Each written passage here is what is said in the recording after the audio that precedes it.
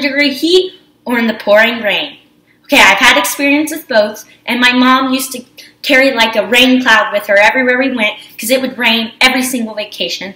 And I have to go with the rain because once it starts pouring rain, the park clears out. Nobody wants to be in the rain. But you just put on that poncho and you keep going, and the lines are really short, and the rain isn't even that bad. Yeah, your socks may get a little wet, but I mean, you get to ride rides. So I would say just power through the rain, and usually it doesn't last that long. If you've ever been to the parks with me, then you know I'm likely to have pouring down rain and 100-degree heat. But if I have to pick, I would have to vote for pouring down rain. As long as it's not thundering or lightning, the rides are still going, the crowds clear out because everybody leaves, they don't want to stay in the rain, and then you have a virtually empty park to yourself.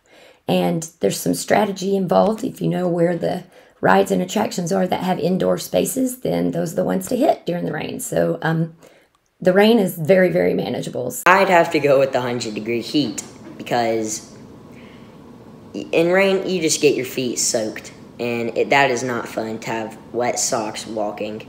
It is not fun.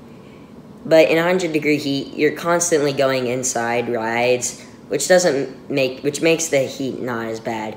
So I'd choose the heat over rain. Hands down, definitely gonna have to go pouring down rain. I cannot stand hot weather. I just do not like it. Plus, with the rain thing, it gives me like an excuse to sit down.